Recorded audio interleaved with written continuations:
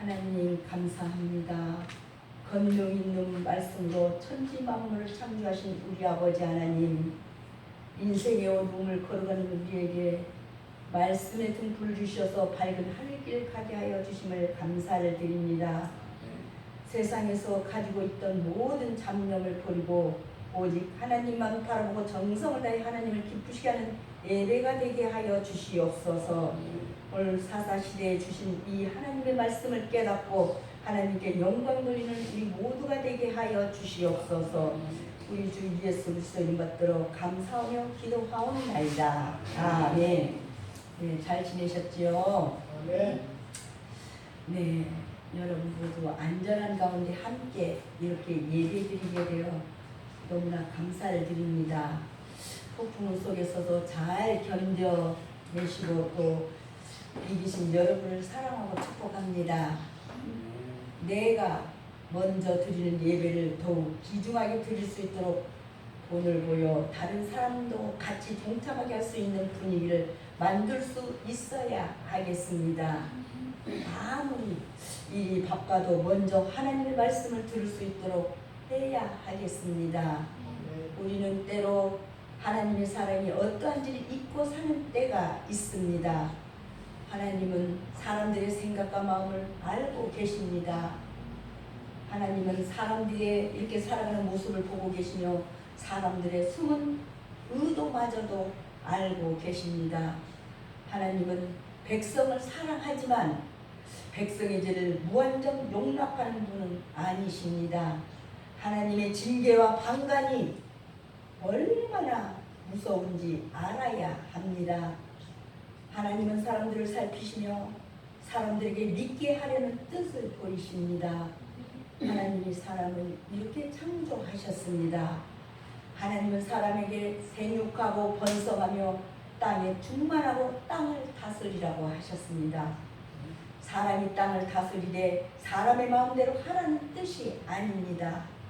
하나님의 의도대로 다스린다고 하면 사람이 살아가는 모든 그러니까 가정에서 하나님의 의도를 알고 실행해야 한다는 깨달음을 줍니다. 그런데 사람들은 땅을 이렇게 다스리라는 말만을 알아듣고 하나님이 안 계신 것처럼 자기 마음대로 행동합니다. 심지어는 하나님이 살아계심을 알면서도 하나님이 자기 삶에 아무런 상관을 하지 않을 것이라고 착각하고는 하나님의 뜻을 거스립니다. 하나님의 의도를 알고도 그 의도를 알고도 일부러 또 하나님이 싫어하는 일을 골라서 하는 사람도 있습니다. 하나님 앞에 청개구리 신분을 보이는 사람들이 그렇게 매우 많다는 것입니다. 이런 일이 성경과 역사에 매우 많았다는 것입니다.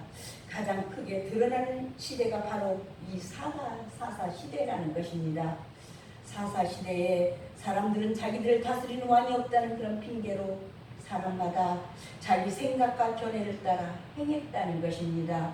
사실은 하나님이 왕이신데 사람들은 보이지 않는 하나님을 왕으로 생각하지 않고는 그러니까 생각하지 못하고 보이는 사람만이 왕이라 착각합니다. 사람마다 자기 생각대로 하면 비록 죄를 짓고 공동체가 악화됩니다. 공동체에 약하는 그러니까 그 악화가 되는 것은 비록 침략과 약탈을 당하게 됩니다.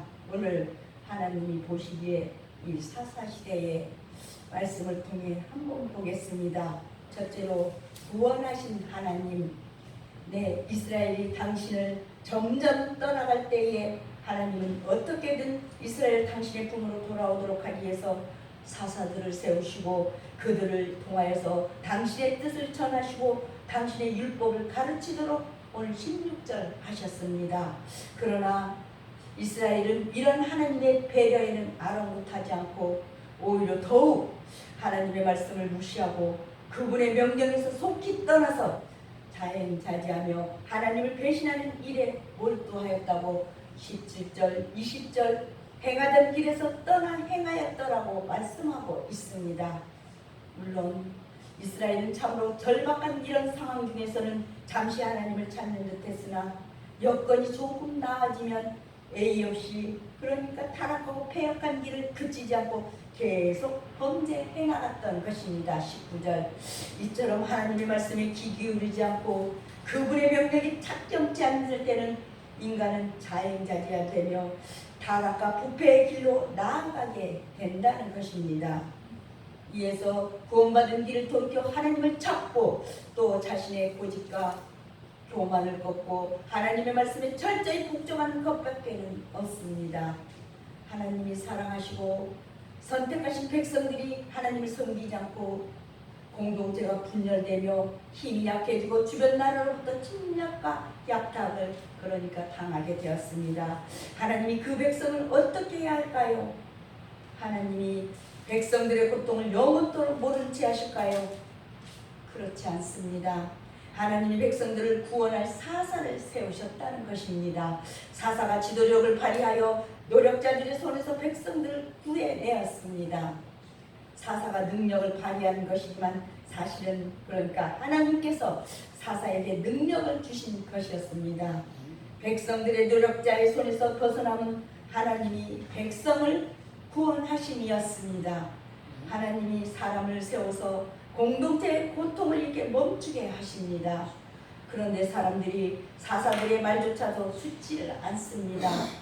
힘들고 어려울 때는 사사를 외면하다가 그러니까 힘들고 어려울 때는 사사를 의지하다가도 조금만 어떻게 해요? 편안해지면 사사의 말을 외면하고 자기들 마음대로 삽니다. 사사들이 하나님을 섬기려고 권하는데도 사람들은 이방의 우상을 따라갑니다. 백성들의 조상은 하나님의 명령을 듣고 순종하던 사람들이었었는데 후손들은 조상의 길을 외면하고 다른 길로 갑니다. 이는 사사의 말을 안 듣는 정도가 아니라 하나님의 명령을 듣지 않는 것입니다. 한 번 구원을 받았음에도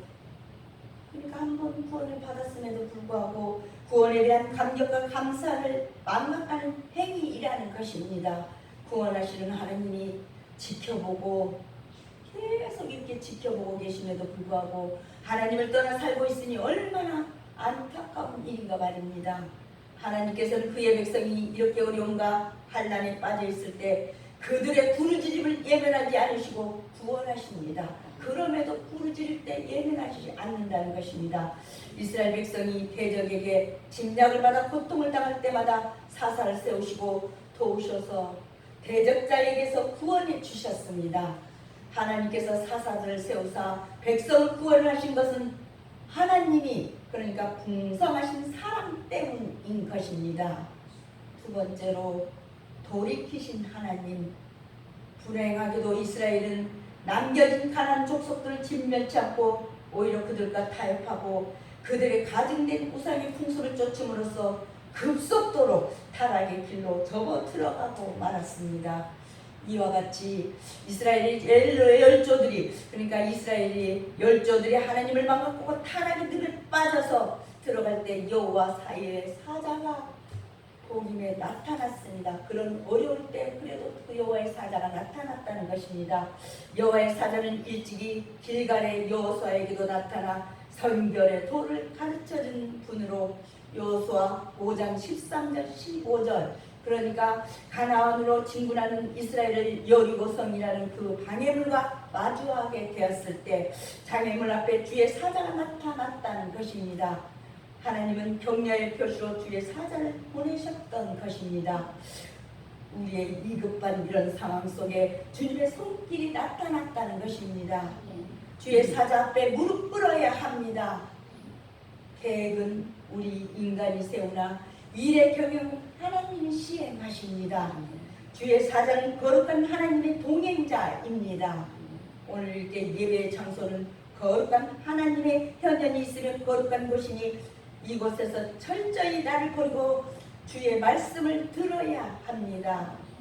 하나님의 현현은 일상적이지 않기 때문에 특별한 비상시기임을 의미하고 있습니다. 이때에도 나타나 이스라엘의 잘못을 책망하고 회개의 길을 걸을 것을 이렇게 촉구하였습니다. 이분은 바로 성육신 그러니까 이전에 구약시대의 중요한 고백 때마다 인간의 형상으로 종종 현현하신 제2의 그러니까 하나님 되시는 성자 예수 그리스도입니다.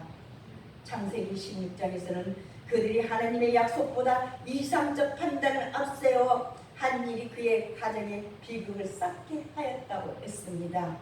하나님이 사사를 세우실 때는 사사와 함께 하십니다. 비록 백성들이 사사의 말을 듣지 않고 제 맘대로 행하며 하나님을 배반하며 살지만 그래도 하나님은 사사들과 함께 하십니다. 사사만큼은 하나님을 제대로 섬겼기 때문일까요? 그랬다고 성경에서는 오늘은 말을 합니다. 비록 공동체 구성원 전체가 하나님을 예면한다 해도 단 한 사람이 하나님을 찾으면 하나님은 그 사람 때문에 공동체를 보호하십니다.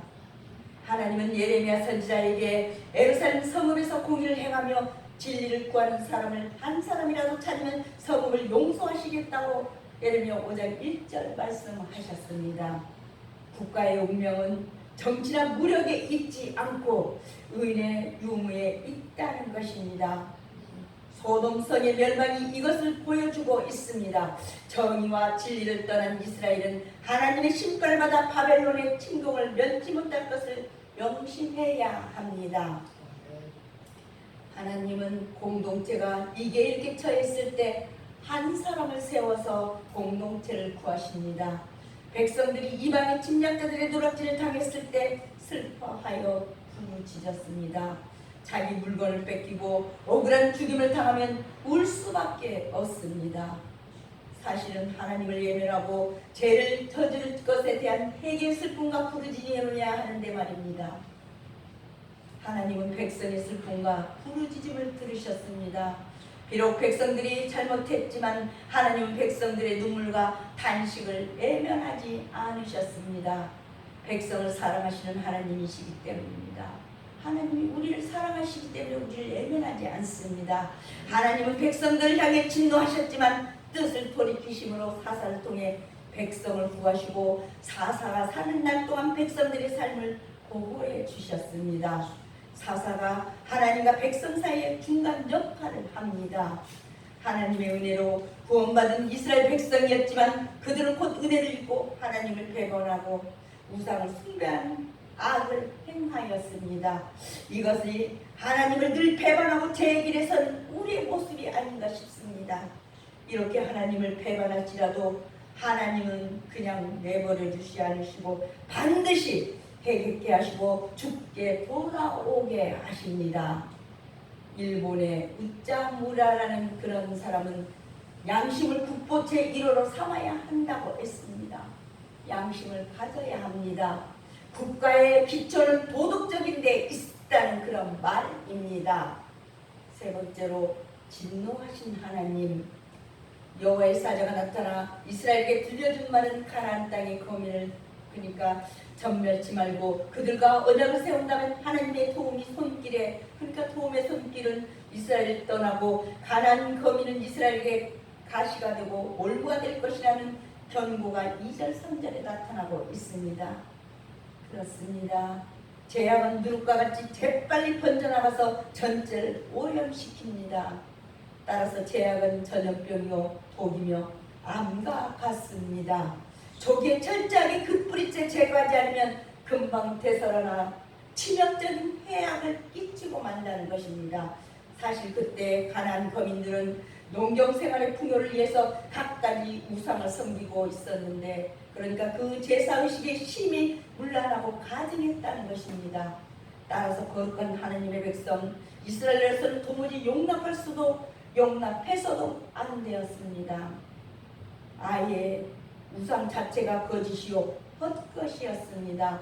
그런 거로 하나님께서는 가나안 거민을 그 땅에서 철저히 진멸하고 쫓아내라고 했던 것입니다. 그것이 하나님의 뜻이라고 신명기 7장 2절 5절은 말씀하고 있습니다. 여호와께서 그들을 주권적으로 선택하여 지켜 백성으로 삼아주셨습니다. 성도는 하나님께서 창세전에 그리스도 안에서 우리를 택하여 주셨기 때문에 그 누구도 교만하거나 자랑할 수가 없습니다. 타락한 인간의 심성은 죄악을 보고 배우는데 신속하기 때문이라고 했습니다. 죄악은 막 신속하게 우리가 스며들지 않습니까? 그러나 이스라엘은 그들 속에 가난 거민을 용납하였고 머지않아 결국 그들의 풍속을 쫓아 우상을 숭배하고 말았습니다. 올무와 가시에 걸려든 것입니다. 여호와의 사자는 이 사실을 예리하게 일깨워 주었습니다. 사사 시대에는 사사가 하나님과 백성 사이의 중간 역할을 했고 구약 시대에는 족장이나 예언자들이 하나님과 백성 사이의 중간 역할을 했습니다. 궁극적으로는 하나님의 아들 예수 그리스도께서 하나님과 사람 사이의 중간 역할을 하셨습니다. 하나님이 사람 사이에 예수 그리스도를 중보자로 이렇게 세우셨습니다. 하나님과 사람 이 사이에 중보자도 한 분이시니 곧 사람이신 그리스도 예수라고 디모데전서 2장 5절은 말씀하고 있습니다. 주의 일꾼은 맡은 바 사명을 충실히 감당하기 위하여 자기 관리에 그러니까 힘써야 합니다. 예수님은 자신도 그러니까 당신이 길이라고 말씀하시고 당신을 통해서만이 하나님께 갈 수 있다고 요한복음 14장 6절에는 선언을 하셨습니다. 예수께서 이르시되 내가 곧 길이요 진리요 생명이니 나로 말미암지 않고는 아버지께로 올 자가 없느니라. 주님은 제자들에게 근심을 하시고 그들에게 필요한 위로의 말씀을 주셨음을 우리는 본받아야겠습니다. 문제는 사사가 없을 때입니다. 눈에 보이는 지도자가 사라지면 이렇게 백성들은 또다시 사분오절하고 제 마음대로 살며 갈팡질팡합니다. 사사가 죽은 후에 백성들은 과거 조상들이 행했던 그러니까 그 믿음에서 벗어났는데 더 나쁘게 행하고 타락합니다. 이방의 신을 섬기고 우상하게 절하며 악한 일을 그치지 않습니다. 공동체 안에는 매일 타락한 생활과 악한 행위가 끊이지 않습니다. 하나님이 그 백성을 보고 어떻게 하셔야 할까요? 하나님이 진노하셨습니다. 백성들이 제 조상들의 길에서 떠나고 하나님의 목소리를 듣지 않았습니다. 과거에 구원받은 은혜를 잊은 사람들이기 때문에 그 은혜를 잊은 사람들이기에 하나님이 진노하셨습니다. 예수님을 믿으면서도 구원의 은혜를 잊고 자기들 마음대로 행하며 세상의 길로 가는 사람을 향해 하나님이 어떻게 하실까요? 하나님께서는 비록 이스라엘 백성이 불순종하고 주의 명령을 이렇게 어겼을지라도 그 결과로 그 땅에 남아있는 가나안 족속을 도구로 그러니까 사용하셔서 이스라엘의 주의 길을 벗어나 다른 길로 가지 못하도록 하셨습니다. 하나님께서는 사람이 행한 악까지도 그러니까 그런 것까지도 사용하셔서 우리를 의의 길로 인도하시는 분이십니다. 하나님의 은혜에 풍성함은 우리의 구원과 믿음에 분명하게 그러니까 드러나 있습니다. 마지막으로 방관하신 하나님은 이전의 백성들을 애굽에서 끌어내실 때 적과 꿀이 흐르는 땅에서 살 것을 약속하셨습니다. 지금 백성들은 하나님이 약속하신 땅으로 왔습니다. 그 땅에서 살면서 하나님 앞에서 정결함을 유지해야 합니다. 정결함을 유지하는 방법은 그 땅 원주민들의 문화와 우상을 배격하는 것입니다. 원주민들은 땅에서 몰아내어 원주민들과 섞여 살지 않아야 합니다. 백성들이 먼저 믿음으로 강하게 무장한 후에 원주민들이 와서 굴복하도록 해야 합니다. 그런데 백성들이 원주민의 문화와 우상을 따라가고 있습니다. 백성들에게는 원주민을 몰아낼 힘이 사라지고 원주민을 몰아낼 그런 마음도 사라집니다. 하나님은 타락한 백성을 그대로 보고만 계십니다. 하나님 힘이 약해서 그럴까요? 아닙니다. 백성들을 방관하시는 것이 하나님의 심판이었습니다. 하나님은 원주민들을 하나도 쫓아내지 아니하시겠다고 말씀하십니다. 백성들이 하나님을 시험하고 있으므로 하나님도 잠시 백성들을 판단하십니다. 하나님이 사람들을 향해 진노하시고 가장 크게 심판하신 방법은 무엇인 줄 아는가 말입니다. 그러니까 아예 모르는 척 하시는 것입니다. 하나님이 주시려는 복을 멈추고 하시려던 선한 일을 멈추고 잠잠고 지켜만 보시는 일입니다. 그 결과가 무엇일까요? 참혹한 고난입니다. 이스라엘 백성에게 이런 흑역사가 있다는 것입니다. 이를 보고 우리는 무엇을 배워야 하는가 말입니다. 사랑하는 우리 목자교회 가족 여러분, 그렇다면 오늘 우리들은 어떻습니까? 이 내 심령 속에 올무와 가시가 될 만한 것들이 아직 남아있지는 않습니까? 우리 교회 속에 지금 당장 쫓아내야 할 죄악과 우상에 관한 고민은 없냐는 것입니다. 인간의 타락한 심성은 교활하고 간사합니다. 하나님을 따르겠다고 크게 결심했을지라도 죄악을 보고 들면 안목의 정욕과 이생의 자랑은 언제 그것을 따라가고 맙니다.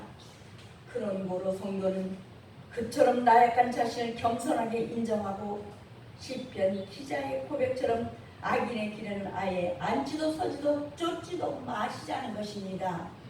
시편 1.1절에는 복 있는 사람은 악인들의 길을 따르지 아니하며 죄인들의 길에 서지 아니하며 오만한 자들의 앉지 아니하고라고 했습니다. 성경의 복은 하나님께서 함께 하시는 것입니다. 하나님께서 함께 하시는 개인, 가정, 교회는 복이 있습니다. 그리고 사도 바울의 권면처럼 악은 모든 모양이라도 버리자고 데살로니가전서 5장 22절은 말씀하고 있습니다. 사람들이 주님의 뜻 안에서 올바른 삶을 살 때에 복이 대가로 채워지게 될 것입니다. 하나님의 뜻을 이루는 삶에 충실하고 성령 소멸을 떠하지 않고 좋은 것을 취하는 성도의 삶이 될 것입니다. 어쨌든 하나님을 알지 못할 때, 하나님을 신령과 그러니까 이 신령과 삶으로 인정하지 않을 때 인간은 반드시 타락하고 부패하게 됩니다. 그러기에 하나님을 바로 아는 일은 신앙인의 제1조건이라고 볼 수가 있습니다. 호세아 1장 1절 3절에서는 하나님께서는 호세아의 아픈 모습을 통해서 이스라엘이 처한 지금의 모습을 나타내신 것입니다. 이번 한 주간 얼마나 힘들고 그렸습니까? 무겁습니까? 오늘 하나님이 보시기에 말씀을 생각하면서 우리들은 정말 하나님 앞에 올바로 살 줄 아는 우리 목자교회 가족 모두가 되시기를 주님의 이름으로 축복하며 말씀을 맺겠습니다. 기도하겠습니다. 하나님 감사합니다. 죄악의 험한 길에서 서성일 때마다 이렇게 구해주시기를 반복하시는 우리 아버지 하나님, 길을 잃고 헤매면서 헐고 취해진 죄인에게도 거룩한 날 교회에 나와 예수 그리스도께 감사 찬양 예배를 드릴 기회 주심을 감사를 드립니다. 아멘. 경제적인 어려움의 찬바람 속에서도 주의 백성들 소망과 자비의 은혜 가운데 이렇게 보살펴 주시니 감사를 드립니다. 하나님, 성령님과 함께 성도된 삶과 신앙생활을 하게 하시는 우리 아버지 하나님, 우리 교회가 하나님의 백성들로 가득 차게 하시고 평안하에 든든히 서가는 교회, 주를 통하며 성령이 녹아 있는 교회가 되게 하여 주실 줄 믿습니다. 아멘. 폭풍우 속에서도 모든 상황 속에서도 지켜보고하여 주셨으니 감사드립니다. 아멘. 영적으로 바로서는 성도들로 하나님의 붙드셔서 정말 하루하루의 삶 안에서 하나님을 느끼며 처음에 살 수 있도록 도와주시옵소서. 아멘. 다음 한 주간에도 오늘 주신 말씀을 따르게 믿음을 지키며 세상 사람과 구별된 성결한 삶을 살아가게 하여 주옵소서. 아멘. 예수님의 이름으로 감사하며 기도하옵나이다. 아멘.